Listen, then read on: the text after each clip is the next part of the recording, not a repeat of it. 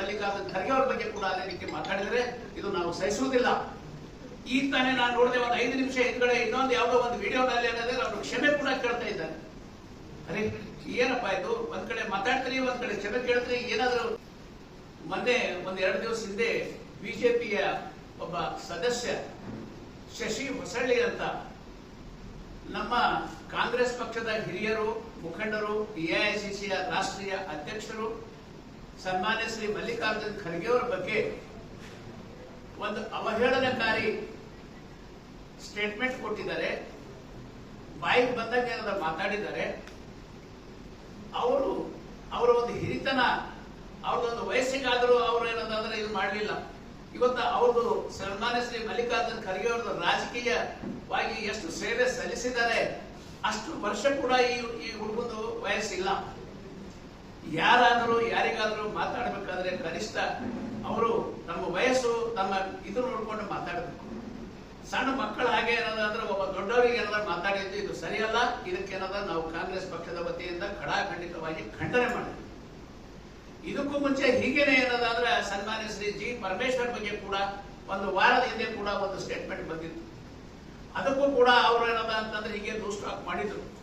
ಅದಕ್ಕೂ ಕೂಡ ನಮ್ಮ ಒಂದು ಪಕ್ಷದ ಮುಖಂಡರು ಈಗಾಗಲೇ ಅದ್ರ ಬಗ್ಗೆ ಕೂಡ ಏನಂದ್ರೆ ಅವ್ರ ಬಗ್ಗೆ ಏನಂದ್ರೆ ಒಂದು ತನಿಖೆ ಮಾಡಿಸಿ ಅವ್ರ ಮೇಲೆ ಕೇಸ್ ಏನಾದ್ರು ಬುಕ್ ಮಾಡಬೇಕು. ಯಾಕಂದ್ರೆ ಲೂಸ್ ಟಾಕ್ ಹೀಗೇನೆ ಮಾಡ್ತಾ ಇದ್ದಾರೆ ಅಂತಂದ್ರೆ ಕೂಡ ಎಲ್ಲರ ಬಗ್ಗೆ ಚರ್ಚೆ ಆಗಿದೆ.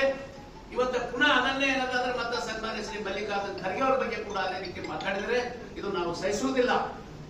ಈಗ ತಾನೇ ನಾನು ನೋಡಿದೆ, ಒಂದು 5 ನಿಮಿಷ ಹಿಂದ್ಗಡೆ ಇನ್ನೊಂದು ಯಾವುದೋ ಒಂದು ವಿಡಿಯೋನಲ್ಲಿ ಏನಾದ್ರೆ ಅವರು ಕ್ಷಮೆ ಕೂಡ ಕೇಳ್ತಾ ಇದ್ದಾರೆ. ಅರೆ ಏನಪ್ಪಾ ಇದು, ಒಂದ್ ಕಡೆ ಮಾತಾಡ್ತೀರಿ, ಒಂದ್ ಕಡೆ ಕ್ಷಮೆ ಕೇಳ್ತೀರಿ. ಏನಾದ್ರು ಏನು ಬುದ್ಧಿ ಭ್ರಷ್ಟ ಆಗಿದೆಯಾ ಏನು? ಸ್ವಲ್ಪ ಆದ್ರೂ ಎಚ್ಚರ ಇರಬೇಕು. ಮನುಷ್ಯನ ಮಾನವೀಯತೆಗೆ ಏನಂದ್ರೆ ನಾವೆಲ್ಲರೂ ಏನಂದ್ರೆ ಅದಕ್ಕೆಲ್ಲ ಏನಾದ್ರು ನಾವು ಇದು ಮಾಡ್ಬೇಕು, ರೆಸ್ಪೆಕ್ಟ್ ಕೊಡ್ಬೇಕು. ಸಣ್ಣವರು ದೊಡ್ಡವರು ಏನೂ ಇಲ್ಲ, ಹೀಗೇನೆ ಮಾತಾಡೋದ. ಅದಕ್ಕೆ ಇದನ್ನು ಯಾರು ನಾವೆಲ್ಲ ಸಹಿಸೋದಿಲ್ಲ. ಇನ್ ಮೇಲೆ ಏನಾದ್ರೂ ಆಯ್ತು ಅಂದ್ರೆ ನಾವು ಕ್ರಿಮಿನಲ್ ಮೊಕದ್ದಮೆ ಮಾಡ್ಬೇಕಾಗ್ತದ ಅಂತ ನಾನು ಈ ಒಂದು ಎಚ್ಚರಿಕೆ ಏನಂದ್ರೆ ನಾವು ಕೊಡ್ತಾ ಇದ್ದೇವೆ. ಇದನ್ನು ಸಹಿಸೋದಿಲ್ಲ. ಯಾವುದೇ ರಾಜಕೀಯದಲ್ಲಿ ಮಾತಾಡ್ಬೇಕಾದ್ರೆ ರಾಜಕೀಯವಾಗಿ ಅವ್ರ ಸ್ಟೇಟ್ಮೆಂಟ್ ಮಾಡ್ಲಿ, ಸಂತೋಷ ಇದೆ. ನಾವು ಏನಂದ್ರೆ ಇವತ್ತ ಪರ ವಿರೋಧ ಪಕ್ಷ ಇದರಲ್ಲಿ ಇದೆ, ರಾಜಕೀಯದಲ್ಲಿ ಇದೆ. ಇವತ್ತು ನಾವು ರೂಲಿಂಗ್ ಗವರ್ಮೆಂಟ್ ನಲ್ಲಿ ನಾವು ಕಾಂಗ್ರೆಸ್ ನಲ್ಲಿ ಇದ್ದೀವಿ. ಬಿಜೆಪಿ ಸುಮಾರು ಸಲ ಸುಮಾರು ಮಾತುಗಳು ಆಡ್ತಾರ, ಪರವಾಗಿಲ್ಲ. ಅದಕ್ಕೆ ನಾವೇನಾದ್ರೆ ಆನ್ಸರ್ ಮಾಡ್ತೀವಿ. ಅದಕ್ಕೆ ವಿ ಆರ್ ರೆಸ್ಪಾನ್ಸಿಬಲ್. ಬಟ್ ಅದೆಲ್ಲ ಬಿಟ್ಬಿಟ್ಟು ವೈಯಕ್ತಿಕವಾಗಿ ಈ ರೀತಿ ಏನಾದ್ರು ಮಾತಾಡ್ತಾರಂದ್ರೆ we are not going to tolerate all those nonsense things. ಅದಕ್ಕೆ ಇವತ್ತು ನಾವೆಲ್ಲರೂ ಇವತ್ತು ನಮ್ಮ ಪಕ್ಷದ ಎಲ್ಲ ಹಿರಿಯರು ಇವತ್ತು ಸಾಕಷ್ಟು ಜನ ಇಲ್ಲೆಲ್ಲ ನಿಂತ್ಕೊಂಡಿದ್ದಾರೆ. ಎಲ್ಲರೂ ಒಂದೇ ಒಂದು ವಿಚಾರ ಇದೆ, ಇದ್ರ ಬಗ್ಗೆ ಖಂಡಿತವಾಗಿ ನಾವು ಖಂಡನೆ ಮಾಡ್ತೀವಿ.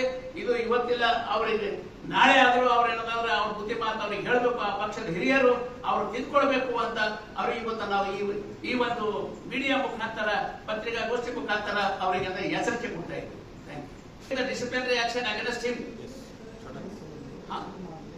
ಇಲ್ಲ. ನಾಳೆ ನಮ್ಮಲ್ಲಿ ನಾವು ಲೂಸ್ ಬಿಟ್ಕೊಟ್ಟಿವಂದ್ರೆ ನಮ್ಮಲ್ಲಿ ಯಾರು ಪಕ್ಷದವರು ನಮ್ಮಲ್ಲಿ ಏನಾದ್ರು ಮಾತಾಡ್ತಾರ, ನಾವು ಒಬ್ಬರೇ ನಾವು ಇದು ಮಾಡಬೇಕು, ಡಿಸಿಪ್ಲಿನ್ ಮೇಂಟೈನ್ ಮಾಡಬೇಕು. ಡಿಸಿಪ್ಲಿನ್ ಇಬ್ಬರಿಗೂ ಇಲ್ಲ. ಇದು ಯಾವುದೇ ರಾಜಕೀಯ ಪಕ್ಷವಾಗ್ಲಿ ಏನೇ ಮಾತಾಡ್ಬೇಕಾದ್ರೂ ಒಂದು ಸ್ವಲ್ಪ ಲಗಾಮ್ ಇಟ್ಕೊಂಡು ಮಾತಾಡ್ಬೇಕು.